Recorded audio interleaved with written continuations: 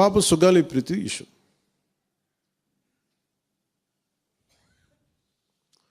పండ్లున్న చెట్టుగా రాళ్ళు పడతాయంటారు. ఎవరైతే చేయూతనిస్తారో, ఎవరైతే ఆదరిస్తారో వాళ్ళని తిడితే ఎట్లాగా? అసలు ఈరోజు సుగాలి ప్రీతి అనే కేసు ఎలా ఎక్కడి నుంచి బయటకు వచ్చింది మీరు చెప్పండి. ఇలాంటి అన్యాయం జరిగిందని ఎవరికి తెలుసు?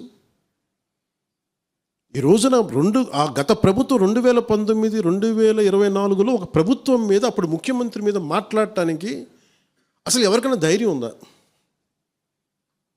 ఒక ముఖ్యమంత్రిని ఒక మాజీ ముఖ్యమంత్రిని ఆ టైంలో అరెస్ట్ చేస్తే రావడానికి ఎవరు లేరు రోడ్ల మీద. అలాంటి పరిస్థితుల్లో ఓడిపోయి 2 చోట్ల ఓడిపోయి ఉన్న ఒక ఎమ్మెల్యే వాళ్ళ పార్టీకి వెళ్ళిపోతే ఏ మానసిక స్థైర్యం, ఏ ధైర్యం, ఏది ఉంటుంది చెప్పండి ఎవరికైనా? మరి అలాంటి సమయంలో నేను ఒక తల్లి పడ్డ వేదన తీసుకున్నా. నాకే సరదానా 2 లక్షల మంది జనం మధ్యలో నడుచుకుంటూ వెళ్ళి ఆ సమస్యను హైలైట్ చేసి వాళ్ళు సిబిఐకి ఇచ్చారు. సిబిఐకి ఇస్తే మన ఇంటర్నల్ పేపర్ వర్క్ మనకి ఎలా తెలుస్తుంది? ఇంటర్నల్ పేపర్ వర్క్ వాళ్ళు ఇస్తే వాళ్ళు ఏంటంటే జీవో రిలీజ్ చేశారు. మా దగ్గర నుంచి వెళ్ళింది కానీ ఎక్కడికి వెళ్ళాలో అక్కడి నుంచి ప్రొసీడ్ చేయాలి, అక్కడ ఆపేశారు. హోంశాఖ నుంచి వెళ్ళింది సెక్రటేరియట్లో ఎక్కడో నెక్స్ట్ ఫైల్ ఢిల్లీకి వెళ్ళాల్సిన అక్కడ ఆపేశారు. మేము హోంమంత్రికి మేము సిబిఐకి పంపించేసాం అంటే లెటర్ చేశారు, లాక్ చేసి లాకర్లో పెట్టారు. ఇది జరిగింది.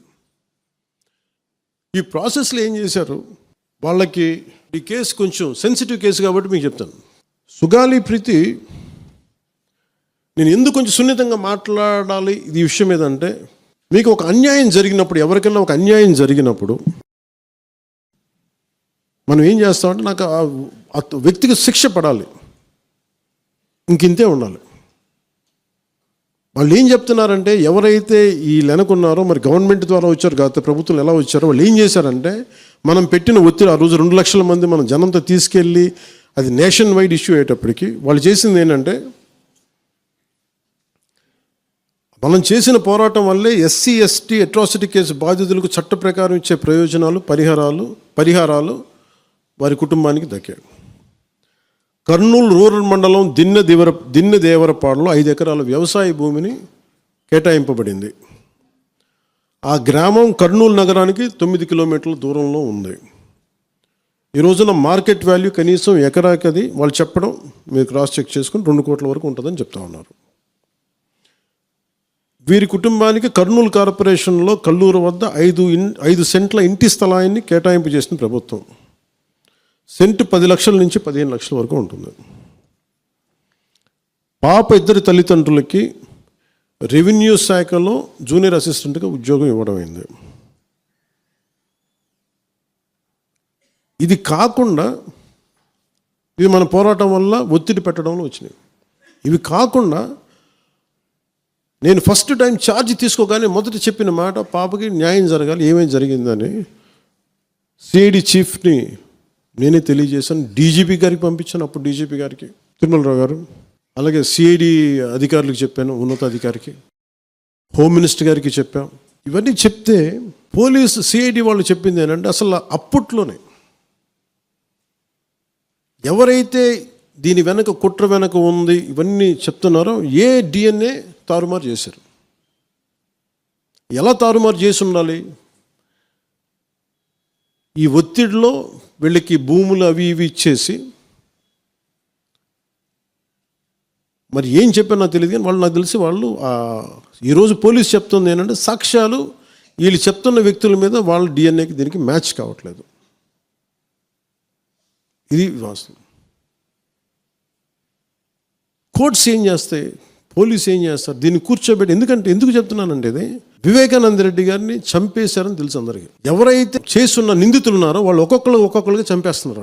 మరీ గత 5 సంవత్సరాల్లో ఇట్స్ ఎ క్లాసిక్ కేసెస్ ఇవి. ఈ ప్రక్షాళనకే పూనుకున్నాం మనం. ఇది ముఖ్యంగా మన ఎమ్మెల్యేలకు కానీ, మీరు ఎంపీస్, యాజ్ అన్ ఎంపీస్ మీకు కూడా, మీరు ఈ కేసెస్ మీద మీరు రేపొద్దున అసెంబ్లీలో గళమెత్తాలి. మీరు తప్పదు. ముఖ్యంగా లా అండ్ ఆర్డర్ వీళ్ళు అందరూ తప్పించుకుంటూ వెళ్ళిపోతే ఇట్లా ఒక సోషల్ అన్రెస్ట్ వస్తుంది దీనివల్ల. అంటే వ్యక్తికి ఒక నేరస్తుడు చేసిన ఒక కులానికి చెందుతాడు, ఏదో ఒక నేరస్తుడు, మనం ఏం చేయలేము దానికి. ఇందాక అరుణ చెప్పినట్టుగా ప్రతి ఒక్కరు ఏదో కులానికి చెందాలి, వేరే దారి లేదు మనకి. మనం వేరేలా పొట్ల ఏదో కులానికి చెందాలి. కానీ తప్పు చేస్తే కూర్చోబెట్టి పలానా టక్కమైన ఒక మాట అనేస్తారు. పలానా ఎక్స్ చేసాడు అన్నావు, పలానా కాస్ట్కి చెందిన వాడు చేసాడు అంటావు. అసలు ఇంత కాస్ట్ ఎక్కడి నుంచి వచ్చి తెలియదు క్రైమ్కి. సో అందుకని మేము బీయింగ్ లీడర్ నేను చాలా సెన్సిటివ్గా మాట్లాడాలి. మరీ నేను మిగతా వాళ్ళు గబుకుని మాట్లాడేసి గత ప్రభుత్వ నాయకులు మాట్లాడేసి వెళ్ళిపోవచ్చు, ఈజీ అది. కానీ నేను అలా మాట్లాడకూడదు. దట్టు నేను ఇప్పుడు డిప్యూటీ సీఎం పదవిలో ఉన్నాను కాబట్టి నేను చాలా ఒళ్ళు దగ్గర పెట్టుకుని మాట్లాడాలి. అందుకని ఇవన్నీ మీరు ఒక్కసారి దీంట్లో కూడా ఆ పాపకి న్యాయం జరగాలి, దోషులు ఉంటే శిక్షింపబడాలి, దాంట్లో అసలు ఎప్పుడు లేదు. కానీ ఇలా ఒత్తిడి పెట్టాల్సిన వారికి కూడా నా విన్నపం ఏంటంటే, మీరు అసలు ఈ కేసు ఎవరి వల్ల బయటకు వచ్చింది మీరు చెప్పండి. సో మా త్రికరణ శుద్ధిని, మా చిత్తశుద్ధిని మీరు తక్కువ ఎంచిన. ఇక్కడ కేసులు వాళ్ళు కూర్చోబెట్టి నేను వెళ్ళి సాక్ష్యాధారాలు నేనేం క్రియేట్ చేయలేను. అక్కడ గత ప్రభుత్వం చేసిన తప్పులు కొనేసారు వీళ్ళు చాలామందిని. మరి ఏం కొన్నారు, ఎలా కొన్నారు, దీని మీద కేసు పెట్టాలి. ది లెట్ ఎంటైర్, ఇది నా ఒక్కడే కేసు కాదు, ఇది ఎంటైర్ సొసైటీకి ఇది సిచ్యువేషన్. మీరందరూ కూర్చొని ఒకసారి మన ఎమ్మెల్యేస్ అందరూ కూడా, మన నాయకులందరూ కూర్చోబెట్టి you try to take it to home minister గారు, including law and order CM గారి దృష్టిలో చేతిలో ఉంటుంది. కాబట్టి నేను ఇంతకుమించి దీని మీద మాట్లాడకూడదు. అందుకని నేను శిక్ష పడాలని కోరుకుంటాను. ఇంతకుమించి కాకపోతే ఏమైపోతుంది, నా మీద నన్ను లాగడం చాలా తేలిక అందరికీ. ఎందుకంటే నేను మెత్తని మనిషిని కదా, నా మీద రాళ్ళు వేసేయండి ఈజీ, నా చొక్కా పట్టుకోవడం ఈజీ. అదే గత ప్రభుత్వం ముఖ్యమంత్రిని పట్టుకోమని చెప్పండి, ధైర్యం కూడా చేయరు, ఇప్పటికీ ధైర్యం చేయరు. ఎందుకంటే వాళ్ళ మనుషులు ఇళ్లలోకి వచ్చి కొడతారు, క్రిమినల్స్ వచ్చి ఇళ్లలోకి వచ్చి కొడతారు, చంపేస్తారని భయం. మనం ప్రజాస్వామ్యం కదా, మనం భరించాలి. అందుకని దయచేసి దీన్ని మీరు ఒకసారి కూర్చోబెట్టి ఒకసారి మన గౌరవ శాసనసభ్యులు, మంత్రివర్గ సహచరులు, లెజిస్లేటివ్ కౌన్సిల్ మెంబర్స్, పార్టీ నాయకులు అందరూ దీని మీద ఒకసారి, స్పోక్స్ పర్సన్స్, వీర మహిళా నాయకులు, మీరందరూ ఒక్కసారి కూర్చోబెట్టి ప్రతి ఒక్కరు కూడా దీని మీద, ఇది ఎందుకంటే ఇది ఒక కేసుగా చూడకండి, ఇది గర్ల్ చైల్డ్ తాలూకు ప్రొటెక్షన్ చాలా ఎసెన్షియల్. అందుకని దీన్ని సోషల్ మీడియా యాక్ట్ కానీ ఇవన్నీ మాట్లాడాలని పొద్దున్న నిర్ణయించుకున్నాం. ఇది ఒకసారి మీ దృష్టికి తీసుకొస్తాను.